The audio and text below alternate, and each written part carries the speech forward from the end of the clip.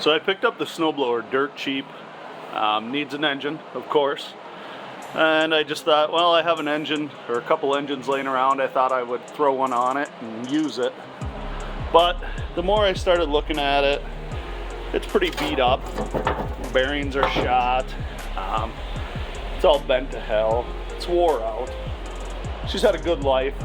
So I started looking at the track system and the way it's driven, and I thought that's pretty neat.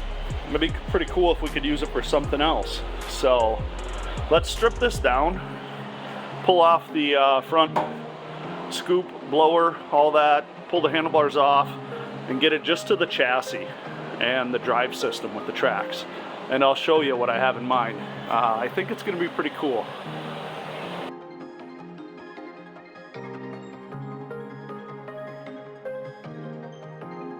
Alright, so here's our frame, or the chassis that used to hold the engine with the tracks. That's it. Now let's put some more pieces together and see how it looks.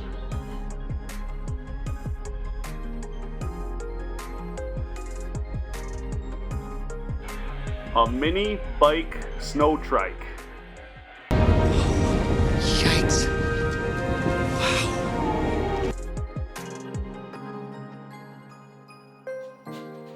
Okay, so I think it should be, I don't want to say easy, but everything seems to be lining up pretty well. The chassis on the snowblower frame fits right between the swing arm, or not swing arm, but the frame that holds the rear tire. And the height sits well. Front axle, this front ski is actually off of the track sled that I built. We cut apart a Safari 355 or 255, I forget what it was, but we cut the front skis off, cut the tunnel, so if you want to go back and check out that video of the track sled build, that's pretty cool. But this is the ski off of the front of that. It was like an old 70s snowmobile, so I had these lying around, so perfect. But yeah, we have plenty of room here for a motor to mount in the frame, or we could even mount it back here somehow if we need to do some kind of a direct belt drive, which might be easier. And yeah, should be pretty cool. So this kind of came to me when I saw the snowblower tracks. And Fuck me! And